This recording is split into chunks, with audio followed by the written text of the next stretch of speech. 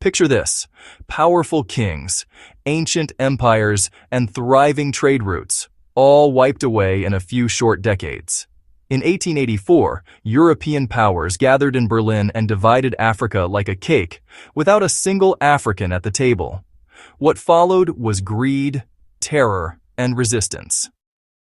This is the dark history of African colonization. Stay with us, because what happened then still shapes Africa today.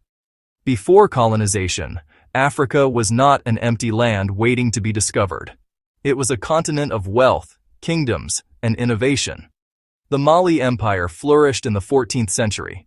Its ruler, Mansa Musa, was so wealthy that his pilgrimage to Mecca disrupted economies across North Africa. Lefzion, ancient Ghana, and Mali. The Kingdom of Benin, in present-day Nigeria, was renowned for its bronze artistry and sophisticated city planning, Rider, Benin, and the Europeans. In the highlands of Ethiopia, one of the world's oldest Christian civilizations defended its sovereignty for centuries. Marcus, A History of Ethiopia. To the south, Great Zimbabwe rose as a stone-built city-state, a hub of trade and governance, astonishing European explorers when they first arrived: Beach, the Shona, and Zimbabwe. In 1884, European powers met in Berlin under German Chancellor Otto von Bismarck.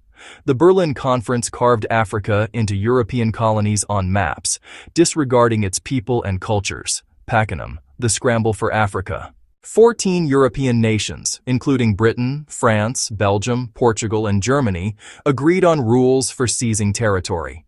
The motives were clear: resources, rubber, gold, cocoa, and diamonds; strategic control, ports, rivers, and the Suez Canal; prestige, colonies were seen as marks of power.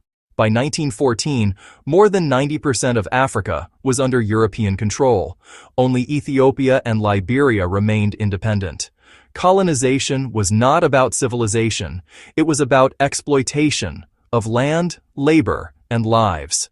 In the Congo Free State, personally ruled by King Leopold II of Belgium, villagers were forced to meet rubber quotas. Those who failed were mutilated or killed. An estimated 10 million Congolese died under his regime, Hochschild, King Leopold's ghost. In French West Africa, Africans were conscripted into brutal forced labor to build railways and infrastructure. Suez Canal, French colonialism in tropical Africa. In settler colonies like Kenya, South Africa, and Rhodesia, fertile lands were seized by Europeans. Indigenous peoples were pushed into reserves or forced to work for colonists. Cultural suppression was relentless. African religions were demonized, local languages marginalized, and schools designed to train Africans as clerks, not leaders. In 1896, Emperor Menelik II of Ethiopia defeated Italy at the Battle of Adwa, one of the greatest victories against European colonization. Jonas, the Battle of Adwa. Samori Touré led a guerrilla resistance against French forces in West Africa for nearly 2 decades. The Zulu kingdom, under Shaka and later leaders, fought fiercely against British and Boer expansion in southern Africa. In German East Africa, the Maji-Maji Rebellion, 1905-1907, united more than 20 ethnic groups against colonial oppression. Though crushed, it remains a symbol of African unity and resistance. Elif, A Modern History of Tanganyika. Artificial borders. Europeans drew boundaries with rulers, dividing ethnic groups and forcing rivals into the same states. These borders fuel conflicts even today. Herbst states and power in Africa. Economic dependency. Colonies were built to supply raw materials and import finished goods, leaving African economies dependent and underdeveloped. Cultural legacies. European languages like English, French, and Portuguese remain official languages across the continent. Psychological impact. Colonial ideologies portrayed Africans as inferior, a narrative that still influences stereotypes worldwide. The colonization of Africa was not just a story of conquest, it was a story of survival. From exploitation came resistance. From resistance came independence. And today, Africa continues to rise, redefining its place in the world.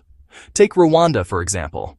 Once devastated by genocide in the 1990s, it has rebuilt itself into one of Africa's cleanest, safest, and fastest-growing economies, often called the Singapore of Africa. Look at Ghana, the first sub-Saharan African country to gain independence in 1957. Today, it's recognized for its political stability, booming tourism, and its powerful Year of Return campaign that reconnected the African diaspora with their roots. Botswana turned its diamond wealth, once feared to be a curse, into a blessing. Since its independence in 1966, it has become one of Africa's most stable democracies, managing its natural resources better than many richer countries. In Ethiopia, the only African country that was never fully colonized, the victory at Adwa continues to inspire African pride. Despite challenges, Ethiopia has been a symbol of resilience and remains the headquarters of the African Union. Across the continent, from Kenya's tech boom in Nairobi to Nigeria's cultural power through Afrobeats and Nollywood, Africa is showing the world that its story is not just one of colonization, but one of renewal, creativity, and global influence.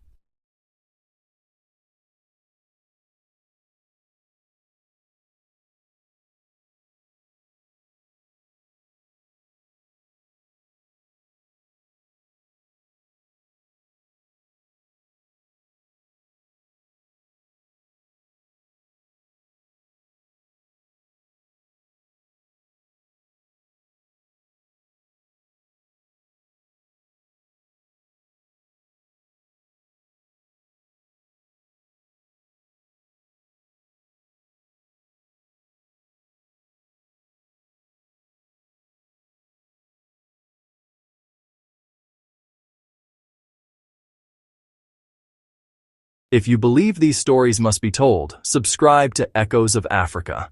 Join us as we uncover Africa's untold history. And tell us in the comments, which African resistance leader inspires you the most?